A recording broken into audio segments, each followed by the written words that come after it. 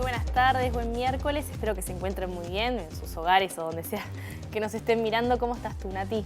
Muy bien, Juli. Acá tratando de interpretar el estado del tiempo. Ay, sí, como todas. Hace calor, igual. hace frío, llueve, no llueve. Hay alerta amarilla en la zona oeste del país a esta hora. Lo vamos a detallar más adelante. Ahora empezamos ya con otros temas. El presidente Luis Lacalle Pou informará en 48 horas qué resolución tomó en relación al CASMU por su situación económica y financiera luego de leer los informes.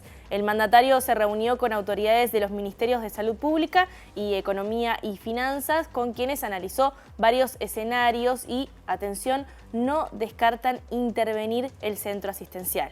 Sí, las autoridades ministeriales manifestaron que el objetivo es mantener la continuidad de la mutualista. En tanto, a esta hora se reúne el secretariado ejecutivo del sindicato médico. Por su parte, la Asociación de Funcionarios del CASMU mantiene su decisión de ocupar si el gobierno resuelve intervenir, mientras que la FUS, la Federación de Funcionarios de la Salud Privada, realizará un paro de 24 horas. Y hay más información. Repasamos los titulares. Se condenó a 5 años y 2 meses de prisión al alcalde de Cerro de las Cuentas en Cerro Largo, Humberto Allende, por un delito de violación tras la declaración de 40 mujeres víctimas. Al salir del juzgado, Allende intentó agredir a una periodista.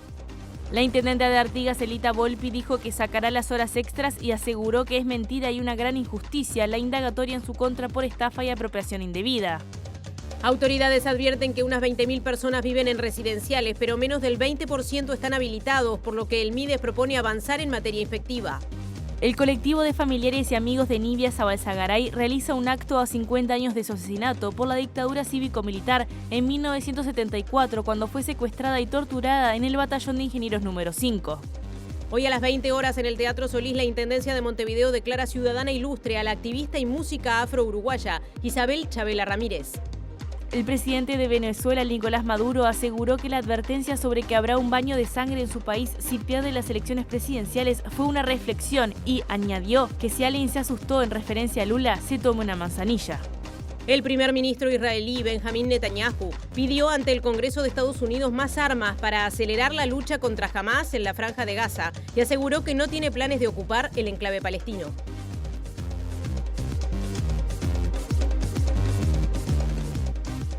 Recuerden que nos pueden seguir en vivo en sus dispositivos a través de tvciudad.uy, nos pueden ver en vivo por YouTube y nos pueden escuchar por la radio de la Universidad de la República, uniradio.edu.uy o 107.7 FM. Salimos del estudio, Julieta. Sí, Nati, vamos ya mismo a establecer el contacto con el periodista Diego Martini y nos va a estar hablando justamente sobre el tema de portada desde el SMU. Adelante, Diego. Buenas tardes. Nati, Juli, ¿qué tal? Buenas tardes para todas y todos. Así es, sede del SMU, donde en estos momentos está reunido el secretariado ejecutivo del Sindicato Médico del Uruguay sobre la situación que todos sabemos que es la del CASMU. Hoy hubo una reunión en presidencia con autoridades del MSP y del Ministerio de Economía analizando los distintos escenarios. Fuentes ministeriales aseguraron que la decisión está tomada y que en 48 horas el presidente de la República la va a gestionar. En unos minutos ampliamos más de esa reunión. Desde otro punto de la ciudad, más precisamente Parque Rodó, Juana Lecoa, un homenaje. Juan, adelante. En el aula magna de la Facultad de Información y Comunicación, Julieta, Natalia, compañeros, se está realizando el acto a 50 años del asesinato de Nivia Zabalzagaray perpetrado por la dictadura cívico-militar. También a modo de homenaje a quienes expusieron el caso y lograron que se haga justicia con el caso de la neohelvética Nivia Zabalzagaray. En un ratito hablamos con protagonistas y con gente que la conoció en sus épocas de el IPA. Otro adelanto con repercusiones de la condena del alcalde de Cerro de las Cuentas en el departamento de Cerro Largo y la agresión a una periodista. En la noche, cuando él sale, cuando ya nosotros habíamos hecho las entrevistas con Fiscalía y con la defensa, la colega de Canal 12M y su compañero dicen, bueno, él nos dijo en la semana que si lo condenaban iba a hablar. Entonces es ahí cuando Valeria Coloni se le acerca para preguntarle a ver qué era lo que tenía para decir y él actúa de esa forma violenta hacia ella. La impunidad con la que se manejó esta persona ayer al salir de la Fiscalía o a la salida del juzgado, que salió sin esposas y tomando esta actitud, la pasividad de la policía. tema del día llama nuevamente, ya desarrolla Diego Martini. Adelante, Diego.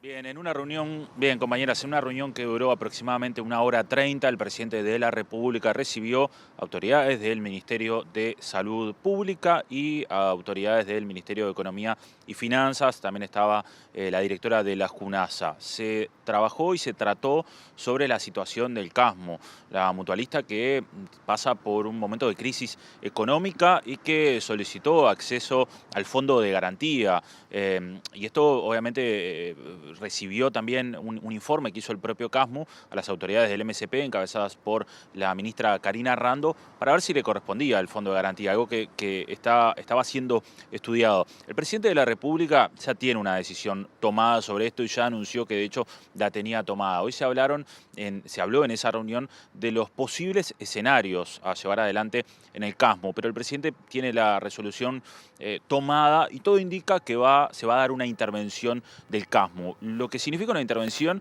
es que hay que ver las condiciones en las cuales se da esa intervención, porque recordemos que en los distintos planteos que se hicieron, los distintos escenarios que se llevaron a estudio, hay escenarios de posible intervención con desplazamiento o sin desplazamiento de autoridades, y eso habrá que verlo cómo se da. Después había otras opciones de darle el dinero del fideicomiso a la mutualista sin hacer ninguna intervención, darle el dinero y mantener a las autoridades, pero dejar a los veedores y que los veedores tuvieran un rol clave. Así que habrá que analizar cuál es la medida que tomó el presidente de la República, que hoy la consultó con las autoridades del MSP y de Economía. Esa decisión el presidente ya la tiene tomada y la va a gestionar en las próximas 48 horas, donde la va a hacer pública. En esas 48 horas, que puede pasar es que si hay una intervención se pueda definir cuáles los interventores que va a tener el CASMU para pasar por esta situación. Lo que indicaron las fuentes ministeriales es que lo que no está en discusión es la continuidad del CASMU, es decir, se va a preservar la continuidad del CASMU y en eso va a estar basada la decisión que se va a estar dando, digamos, en estas próximas 48 horas, que todo indica que va a ser una intervención a la mutualista que pasa por esta situación de liquidez y que ya hace un tiempo también había pedido un préstamo y había solicitado el acceso al fondo de garantía. En este momento hay una reunión, del secretariado ejecutivo aquí en la sede del Sindicato Médico del Uruguay. Por ahora no van a hacer declaraciones, están reunidos desde las 18 horas y están analizando obviamente los pasos a seguir según las distintas circunstancias que se den en la mutualista, porque recordemos que hay una gran cantidad de trabajadores y desde muchos sectores se teme que esto también, por lo que pasó con Casa de Galicia, se teme que pueda suceder algo similar. Entonces hay mucha cautela y mucha ocupación, digamos, de lo que pueda llegar a pasar. Pero en definitiva, la reunión de hoy deja esta resolución que ya tiene tomada el presidente de la República, que va a gestionar en las próximas 48 horas y que todo indica que va a ser una intervención de la mutualista CASMU. Habrá que ver en qué condiciones se da. Gracias, Diego y equipo. Continuamos con este mismo tema, así abrimos la agenda informativa. El senador del Frente Amplio, Charles Carrera, dijo que desde la oposición le piden al Poder Ejecutivo que no actúe con el CASMU como lo hizo con Casa de Galicia. Reclaman responsabilidad por parte de las autoridades del Ministerio de Salud Pública porque, según afirma Carrera, están motivando una corrida de socios en una institución central del Sistema Nacional Integrado de Salud. Nosotros lo que le pedimos a las autoridades del Poder Ejecutivo es que no actúen con el CASMU como se actuó con Casa de Galicia, donde se intervino, se liquidó para beneficiar a sus amigos, para hacer un negociado y beneficiar al Círculo Católico. Nosotros del Frente Amplio lo que pedimos es que se actúe con responsabilidad, con seriedad, y que se intervenga para mantener al CASMU como institución. ¿Qué pasó que llegamos a esta situación? Acá quien fallaron fueron las autoridades del Ministerio de Salud Pública y las autoridades del Poder Ejecutivo. Y se actúa hoy en forma totalmente irresponsable. Yo lo he dicho, hace unos meses atrás, en el mes de marzo, vino las autoridades de Salud Pública acá y vinieron y pidieron una sesión secreta a presentar el informe de las veedoras. Resulta que ahora en el mes finales de junio pasamos de la sesión secreta a la intimación pública. En 3 meses, 4 meses, ¿qué cambió? ¿Por qué esa nueva actitud de las autoridades de salud pública? ¿Y eso qué hace? Te hace que tengas desconfianza y se podría iniciar una corrida a los usuarios. ¿Y qué necesitamos nosotros? Serenidad y tranquilidad. Bien, vamos a otro de los temas que tuvimos en titulares. Más de 40 mujeres que sufrieron distintos tipos de acoso por parte de Humberto Allende, alcalde de Cerro de las Cuentas, en el departamento de Cerro Largo, declararon como testigos en la causa de violación en su contra, por la que fue condenado a 5 años y 2 meses de prisión. Tras su salida del juzgado, Allende insultó y quiso agredir a una periodista, según relató la también periodista Silvia Techera.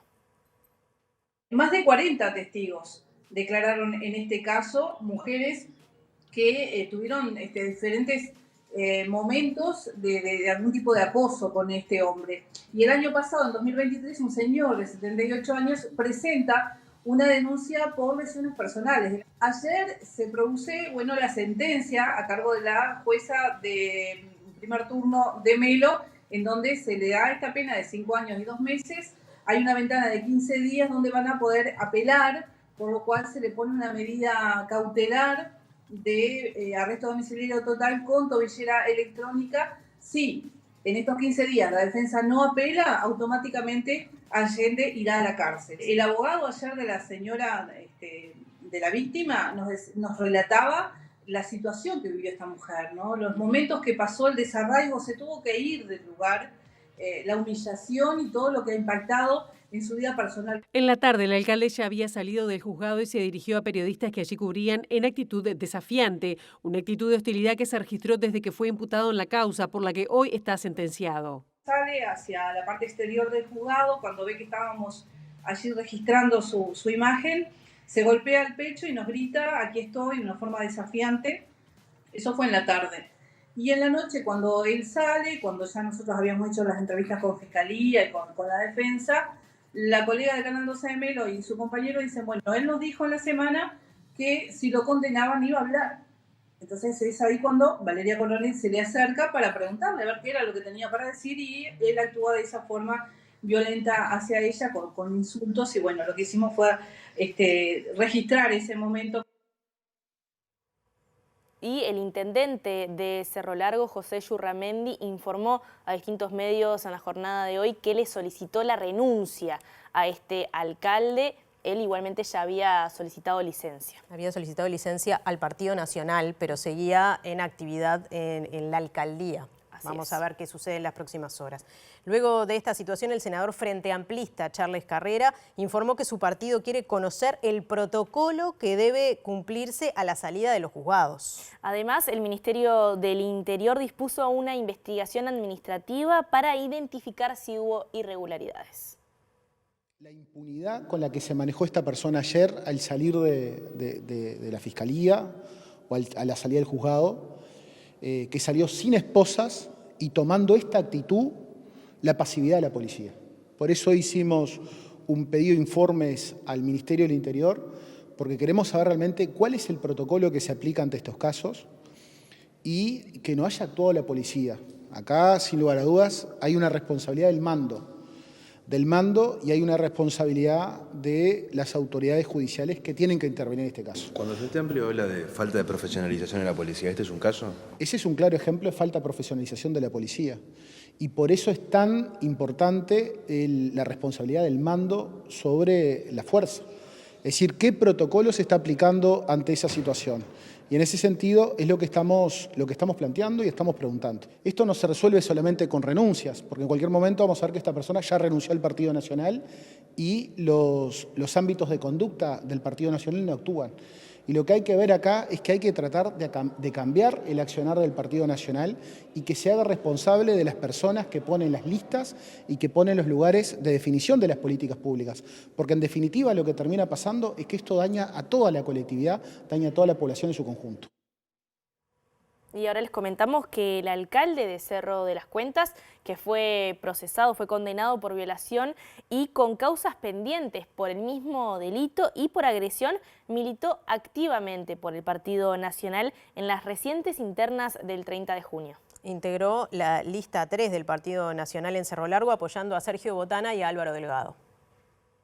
Su lema Uruguay para adelante se llama el sector que en las internas incluyó al alcalde de Cerro de las Cuentas, Humberto Allende, en la lista 3 del Partido Nacional. Figuró en el puesto 85 apoyando la precandidatura presidencial de Álvaro Delgado y del senador y exintendente Sergio Botana. La lista 3 fue la más votada el 30 de junio en Cerro Largo con 7.564 votos. Para entonces Allende ya tenía 2 causas pendientes. La primera se abrió en marzo de 2020 por violar a una mujer durante la campaña electoral de 2019, siendo formalizado en marzo de 2022 y finalmente condenado el martes a una pena de 5 años y 2 meses de prisión. También tiene pendiente todavía una causa iniciada el 12 de diciembre de 2023 cuando fue denunciado penalmente por un hombre que lo acusó de haberlo agredido, lo cual fue confirmado por pericias forenses. A pesar de estas 2 formalizaciones, Allende siguió al frente del municipio de Cerro de las Cuentas como integrante del Partido Nacional, incluso cuando después de ser condenado, salió del juzgado y amagó a pegarle a una periodista. Por este intento de agresión y la condena por violación, la coordinadora 8M de Cerro Largo se pronunció celebrando el fallo y expresando rechazo absoluto a la violencia contra la trabajadora de la prensa. Si bien en marzo de 2022 Allende pidió licencia al Partido Nacional luego de ser formalizado por violación, siguió militando en la fuerza política como quedó evidenciado con su inclusión dentro de la lista 3 para las internas. Otro asunto, el ministro de Desarrollo Social, Alejandro Sciarra, señaló que en su cartera se está estudiando abrir una investigación por los roles de la exdirectora departamental del MIDES y actual directora de Desarrollo Social de la Intendencia de Artigas, Jessica Vasconcellos. Vasconcellos, que integra el sector de Pablo Caram y Valentina Dos Santos en Artigas, fue quien firmó un aval para que la OPP le otorgue fondos al programa Vale Emprender. Sciarra resaltó que Vale Emprender es un programa de la Intendencia de Artigas y que el MIDES tiene total control del dinero que se utilizó para donaciones mediante ese programa. Agregó que hay una investigación abierta por un entrevero de roles de la actual directora de Desarrollo Social de la Intendencia de Artigas, Jessica Vasconcellos, que al momento de la asignación de fondos era directora departamental del MIDES. Más allá de una declaración que puede haber dado a nivel de prensa, cuestiones que tienen que ver con las prerrogativas que implica cada cargo y si puede o no tenerlas, tomárselas. Entonces, ahí eso es lo que nosotros estamos analizando. Por ahora, realmente no visualizamos que existan infracciones o a lo que tiene que ver con los procesos administrativos. El ministro señaló que Vale Emprender también funcionó con fondos de la Oficina de Planeamiento y Presupuesto. Cuando se habla de los otros millones son de otro organismo para la Intendencia, que las Intendencias todas solicitan esto que se llama, son recursos de OPP, FDI, Fondos de Desarrollo para el Interior, que el MIDES no tiene nada que ver ahí. A veces puede presentar un aval si le gustó el proyecto para sumarse como institución. En las últimas horas también se divulgó un documento de aval a Vale Emprender para recibir fondos de la OPP con la firma de Jessica Vasconcellos. Los directores departamentales del MIDES no tienen representación legal del Ministerio, ¿sí?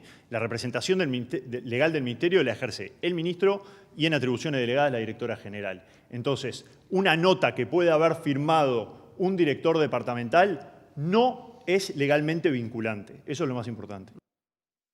Cambiamos de tema ahora, les comentamos que la Junta Departamental de Montevideo sigue con el estudio de la rendición de cuentas de 2023 de la Intendencia de Montevideo y esta vez el estudio se hizo con la exposición de ADEOM. Para Silvia Tejera, secretaria general del Sindicato de Funcionarios Municipales de Montevideo, el saldo de la reunión y los avances que han logrado son positivos. Sin embargo, hicieron algunos cuestionamientos a nivel general y sectorial. Saludamos los avances que hemos tenido, cuestionamos algunos puntos del convenio colectivo que no se han concretado aún, que entendemos que en este año que quedan podemos seguir trabajando para poder efectivizarlo.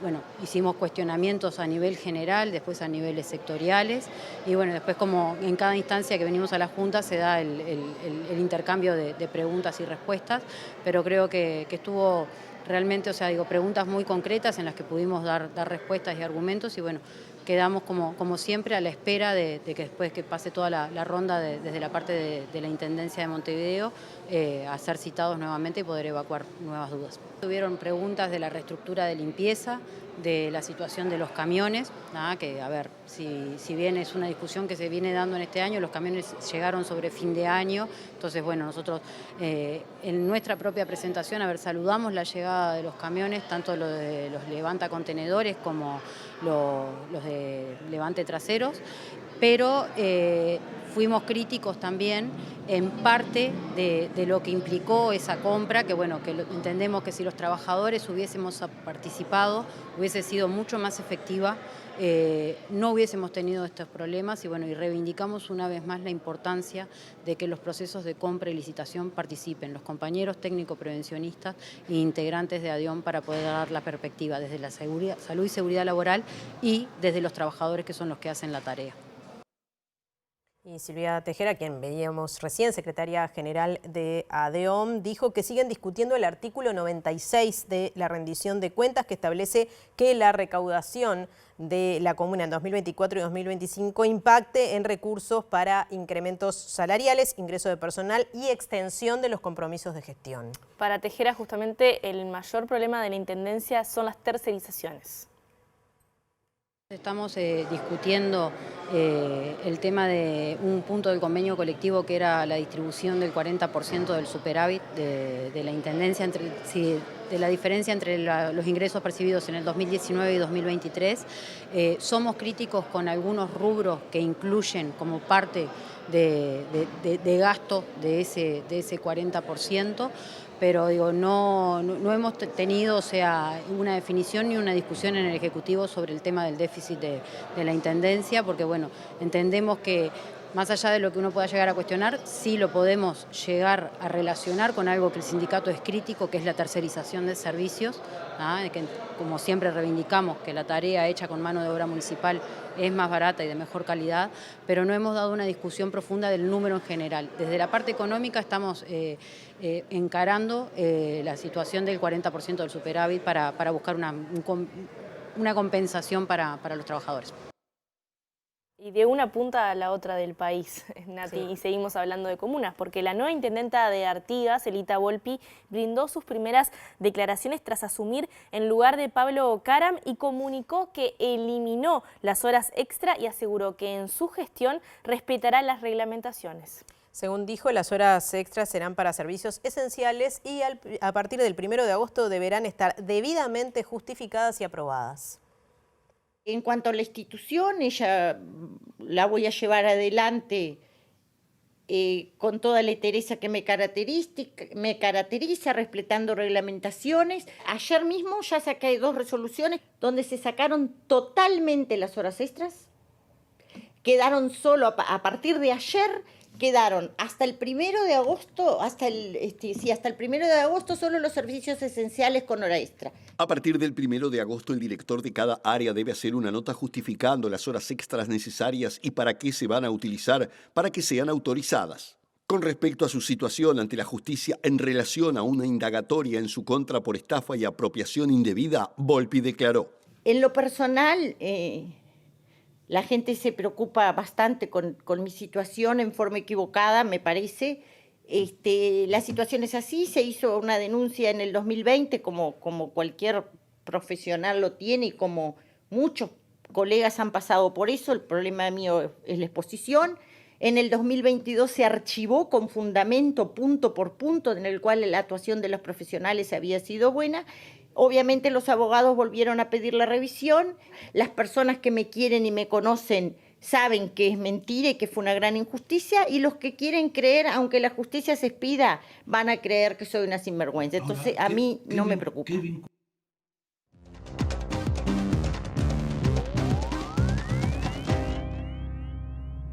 Bueno, hoy es miércoles, día de análisis políticos, y habrá para analizar, Eduardo. ¿Cómo estás? Bueno, sí, tenemos material permanente. Exacto, digamos. Un análisis permanente. En este caso, obviamente, el tema que nos convoca es la condena al ex intendente de Artigas, Pablo Caram, y a su sobrina, primera suplente y exdiputada Valentina Dos Santos. ¿Por dónde empezamos, Eduardo?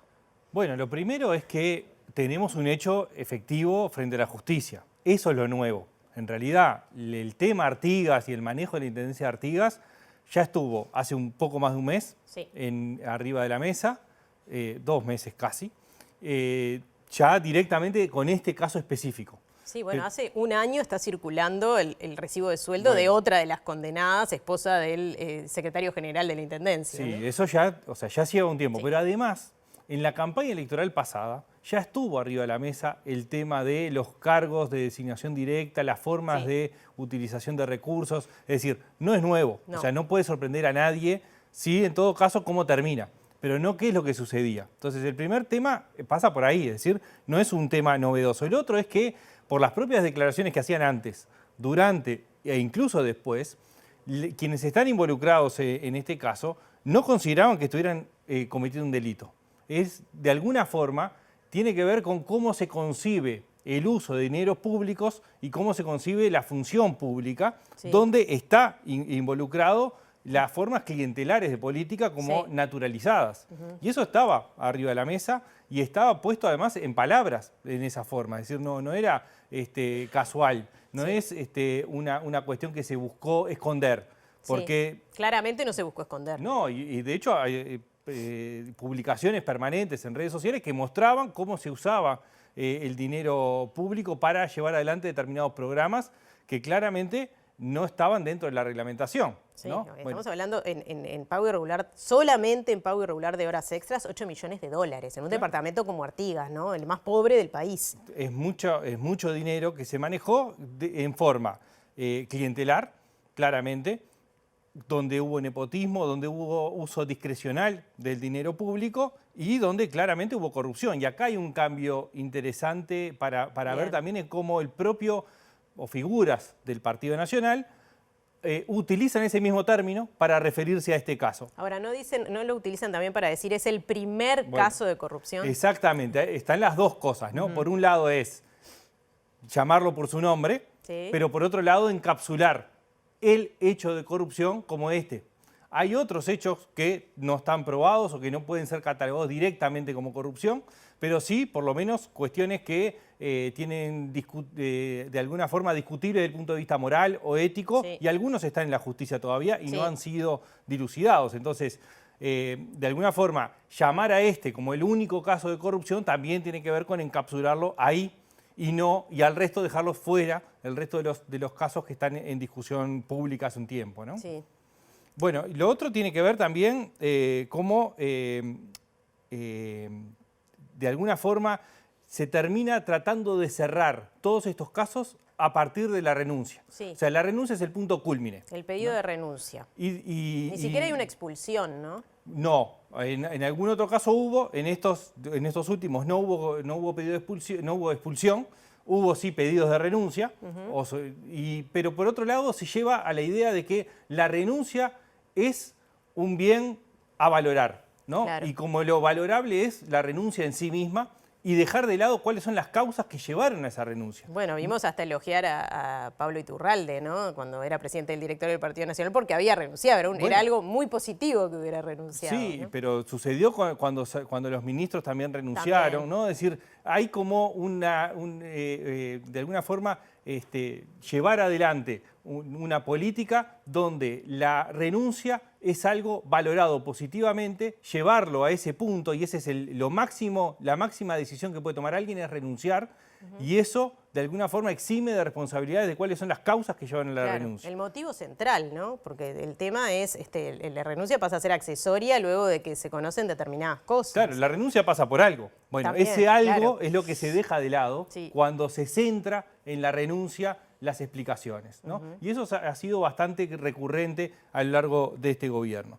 Y el otro punto que queda para adelante es qué pasa el año que viene, ¿no? A partir de enero, Valentina Dos Santos queda habilitada para presentarse en este caso, como era la meta también, la candidatura a la intendencia de Artigas. Bueno, Emiliano Soravilla, quien queda en el lugar como diputado, cuando ella renuncia hace unos días, antes de que todo esto sucediera, ahora está diciendo que ya saben que ella se va a presentar como candidata. Bueno. O sea, a ese punto se desconoce la gravedad del tema, Bueno, ¿no? lo que pasa es que ahí están las dos cosas. Una es el respaldo electoral que ha tenido Caram y Valentina Dos Santos en el 2020 y en las internas del 2024. En los dos tuvieron respaldo electoral. Y lo otro es la gravedad del tema. Ahora, la pelota va a quedar en un lado en el Partido Nacional como partido a nivel central y en el órgano deliberativo departamental en Artigas. Sí. Y probablemente ahí pueda llegar a haber algún tipo de disputa. Porque una posibilidad es que Valentina Dos Santos termine siendo candidata de forma independiente, pero adentro del Partido Nacional, no puede ser candidata por otro partido, porque ya figuró en las listas en las internas. Y otra posibilidad es que el Partido Nacional no permita el uso del lema. Bueno, eso seguramente va a ser un tema de discusión. Claro, bien, y hay que ver hasta dónde esto sigue igual o se sigue aceptando de la misma forma y no este gran impacto mediático que tuvo esta situación pueda tener otras consecuencias, porque hasta ahora, no, si bien se sabía, no había sucedido todo esto, ¿no? No, y también hay que, digamos, dividir un poco el impacto mediático general en los niveles informados a nivel de país y otra cosa es el impacto que tiene en Artigas, ¿no? Y ahí yo creo que son impactos distintos. Bien, estamos ya cerrando, Eduardo, solamente cortito. ¿Te parece que el Partido Nacional llega tarde? Cuando hablas ahora de las renuncias y desde el Frente Amplio se señala, sí, llegan cuando ya se consumó el hecho.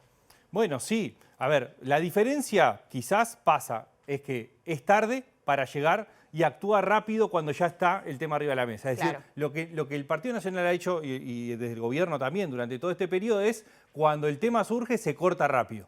A diferencia de otros casos que han ido con el paso del tiempo siguiendo la discusión. Lo que hace el Partido Nacional en general es cortar inmediatamente el tema después que salió. Claro, pero permite que llega, porque esto ya se sabía. Pero es que el primer punto, cómo se estaba manejando la intendencia de Artigas, lleva 4 o 5 años de discusión, ¿no? Es decir, no puede sorprender a nadie lo que terminó sucediendo. Bien, muchas gracias, Eduardo. Nos vemos la semana que viene. Ya continúa Julieta.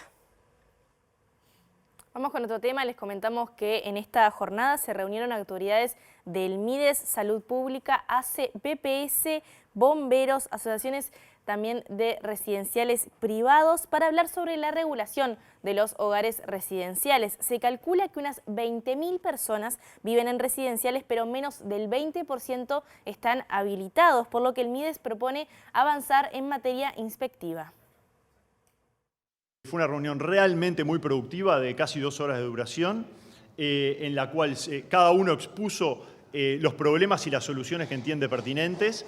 De ahí sacamos algunas conclusiones sobre cuáles son las principales debilidades del sistema, ¿sí? Que es sobre todo una franja de personas que tienen ingresos magros, sobre todo jubilaciones más magras, y que no acceden, pero que tienen alguna jubilación, entonces algunas no acceden a los programas de sustento del Ministerio de Desarrollo Social, pero tampoco acceden a residenciales de calidad. Entonces, se plantearon muchas soluciones. Nosotros desde el MIDES planteamos algunas en lo que tiene que ver con nuestros procesos inspectivos, de mejora de relacionamiento con los residenciales, de mejora de la documentación, de lo que se releva.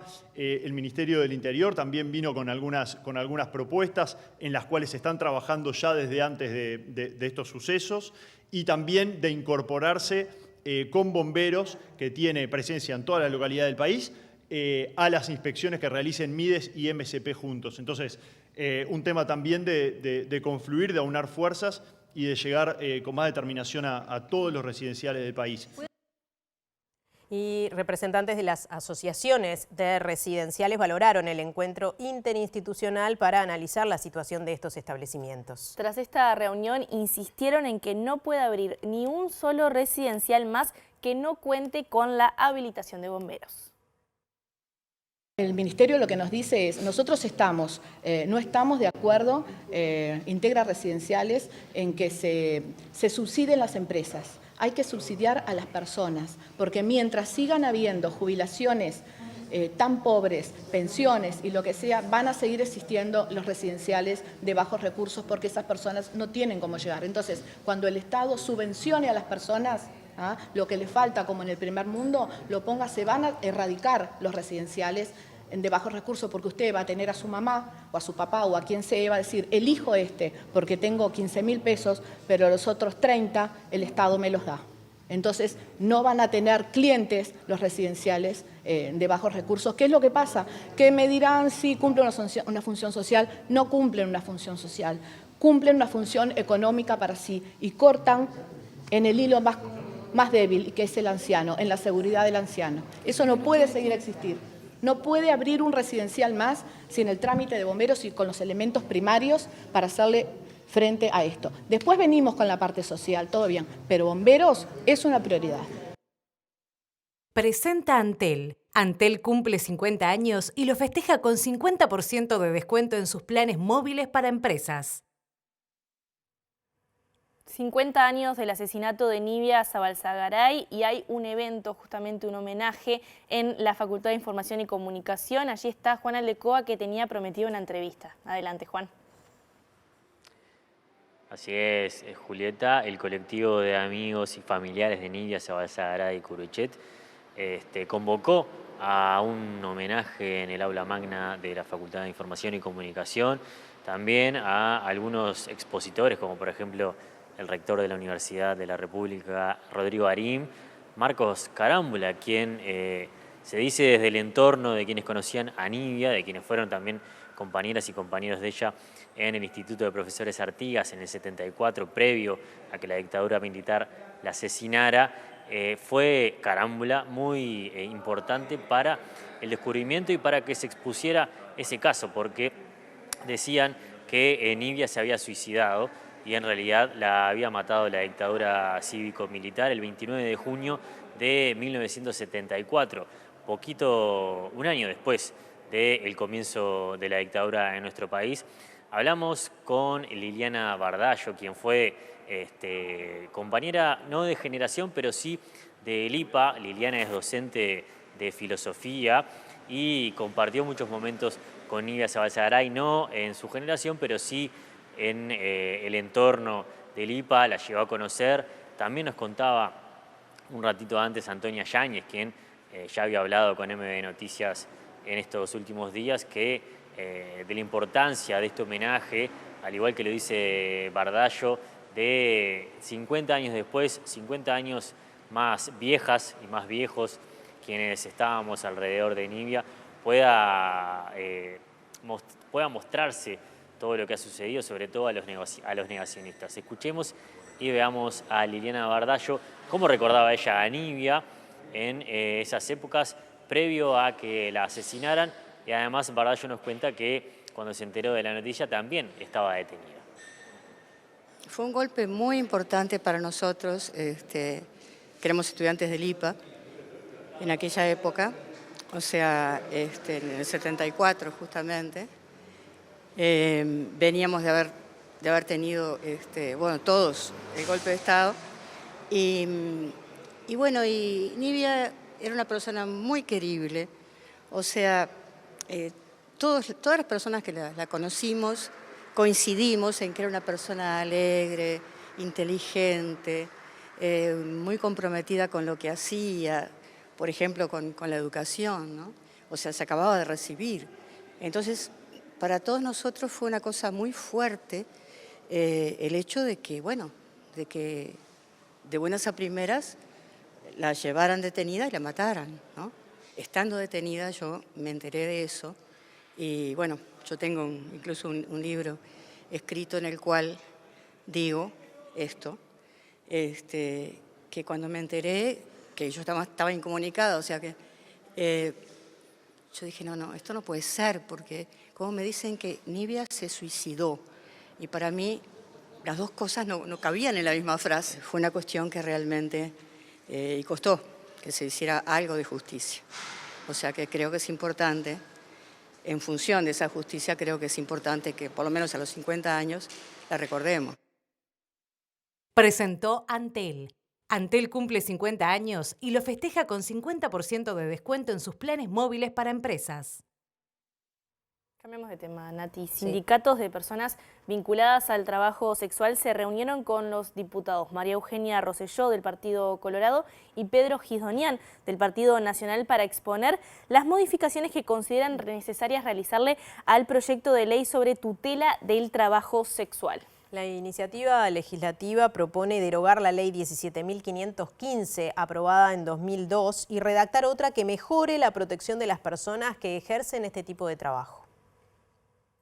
Nosotros pusimos en claro los puntos que veíamos que no nos acaparaban dentro de su presentación, de la nueva presentación que ellos hicieron de la coalición de la modificación de ley, y allí tuvimos una reunión, una charla extensa, donde ellos nos trataron de explicar por qué habían hecho esa modificación, de qué punto habían hecho la presente modificación, y donde nosotras también intervenimos como sindicato y las demás asociaciones civiles para explicarles lo que no nos servía a nosotras y a las demás compañeras y compañeros que ejercen el trabajo sexual de esa presente modificación. ¿Acordaron seguir dialogando? ¿Habrá más reuniones? Sí, acordamos seguir dialogando. De hecho, nosotras le presentamos un trabajito que nosotras habíamos hecho durante 2 semanas con estas 3 organizaciones y con el sindicato, donde ellos leímos en realidad en grupo en la reunión lo que fue el trabajo nuestro, y donde ellos quedaron de analizarlos con sus equipos de trabajo, ¿verdad?, cómo funciona, y donde nos dijeron que íbamos a tener una segunda instancia para ver qué se podía formar y conformar en conjunto para que ellos puedan modificar esa ley, pero que nosotras estemos contempladas y el resto de las compañeras y compañeros estén contemplados en esa modificación. Otro asunto, a pesar del fuerte respaldo a la oposición en Venezuela, ningún referente de la coalición de gobierno estará presente en las elecciones del próximo domingo 28, cuando el candidato Edmundo González busque evitar una nueva reelección del presidente Nicolás Maduro. Por su parte, el Frente Amplio decidió enviar al presidente de la Comisión de Relaciones Internacionales, la CARIFA, para observar y seguir de cerca el proceso, y otros sectores, como el Partido Comunista, también fueron invitados y concurrirán.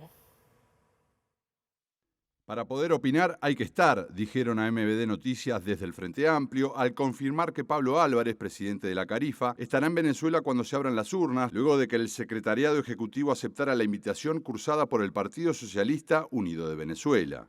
Las elecciones llegan en un momento de tensión interna y regional con posicionamientos de todos los países. Este lunes el presidente brasileño Lula da Silva se mostró preocupado por dichos de su colega Nicolás Maduro acerca de que si gana la oposición habrá guerra civil. Lula le pidió aceptar el resultado en caso de derrota y dijo que en democracia el que pierde se va y busca volver en otra oportunidad.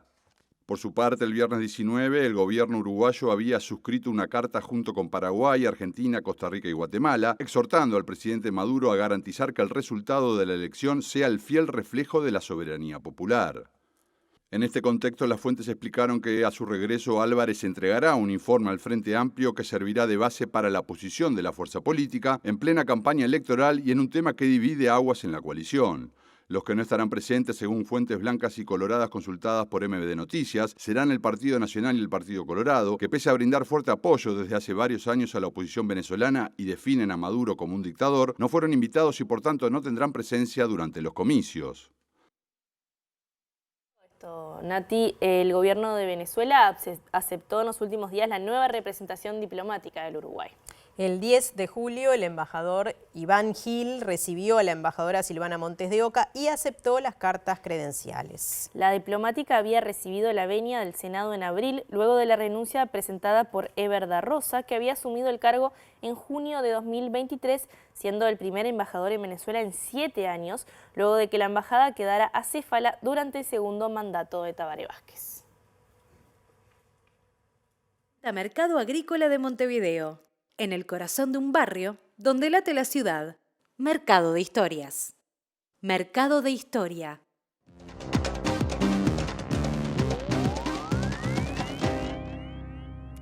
¿Qué tal? Buenas noches. Seguimos hablando de Venezuela y también de todo lo que está generando esta elección del próximo domingo. De hecho, el expresidente argentino Alberto Fernández, que estaba invitado a participar como veedor, no lo va a hacer porque el gobierno venezolano le pidió que no lo hiciera. ¿Por qué? Porque Alberto Fernández dijo que el que ganaba, ganaba y el que perdía, perdía. Pero también hubo una respuesta del presidente Nicolás Maduro a las advertencias, o más bien a las preocupaciones manifestadas por el presidente brasileño Lula da Silva, quien dijo que le asustaba que Maduro hubiera dicho que si perdía iba a haber un baño de sangre en Venezuela. Recordemos lo que dijo Lula: quien gana fica, quien perde se va embora. Es decir, que el que gana se queda y el que pierde se fue. Sin embargo, Maduro le contestó y le dijo a aquellos que están nerviosos, sin nombrarlo, que tomen manzanilla.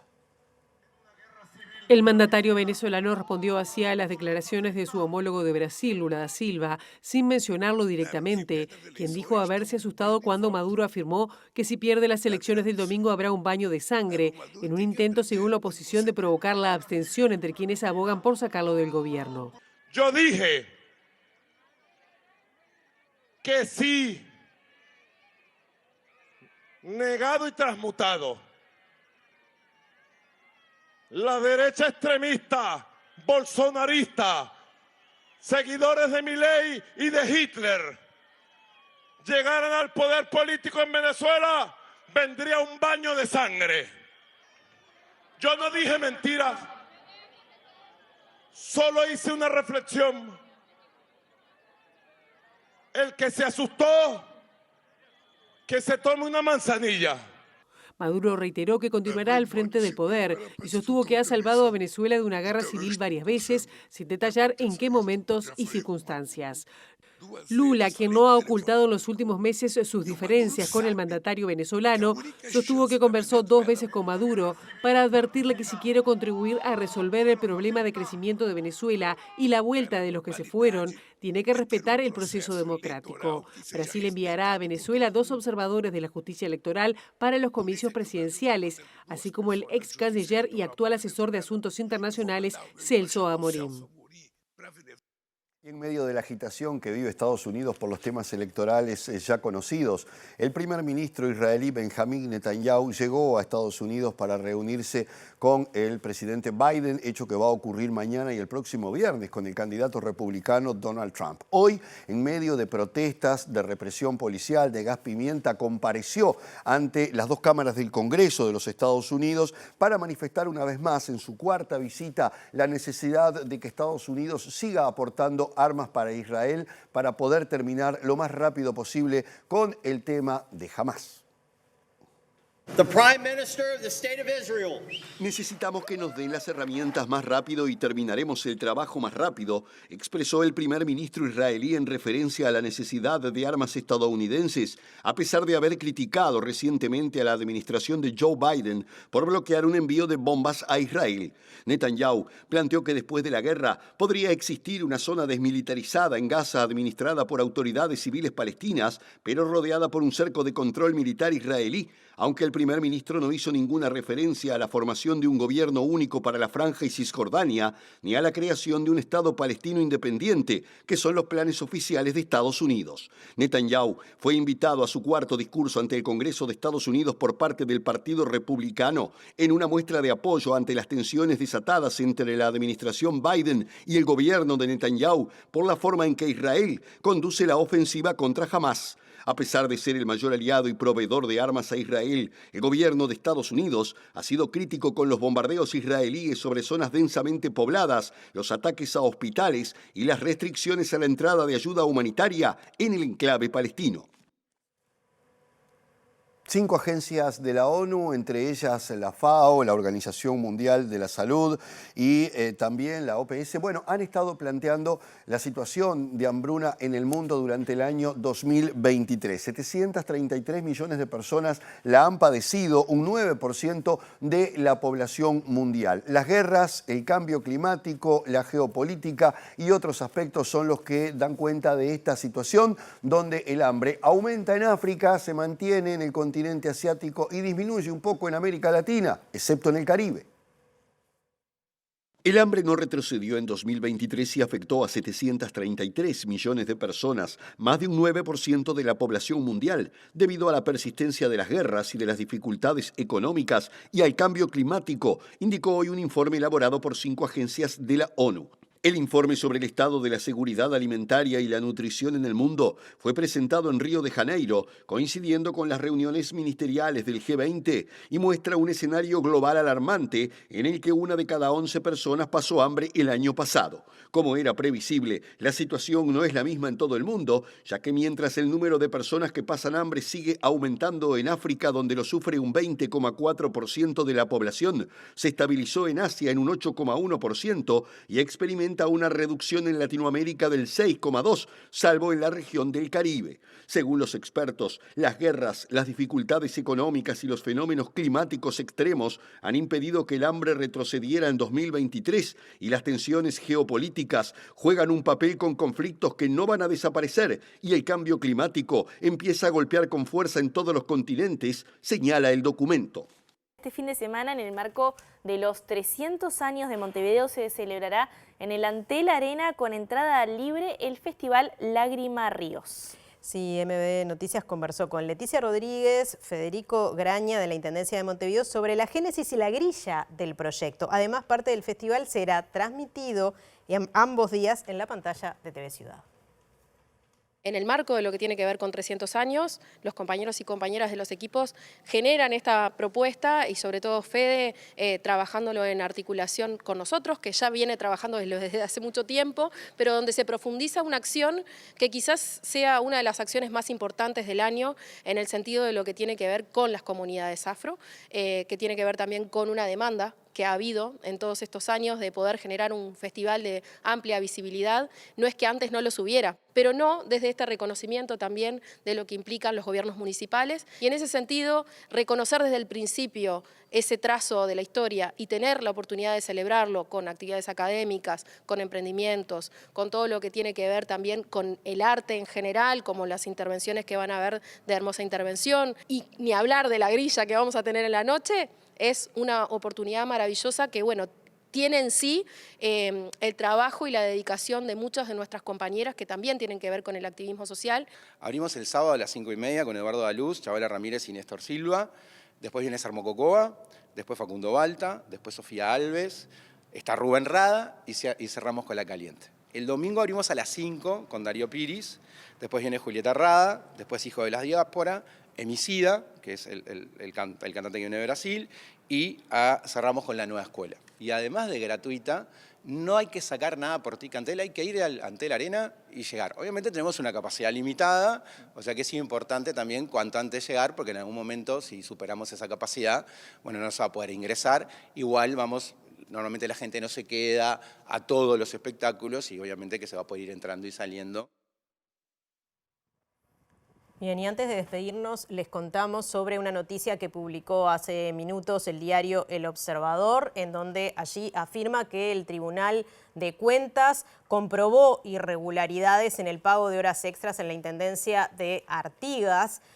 Por lo tanto, se realizó una auditoría, se comprobó las irregularidades, por lo tanto lo que dice además esta nota es que será el Tribunal de Cuentas quien resuelva si se paga el subsidio al exintendente Pablo Caram.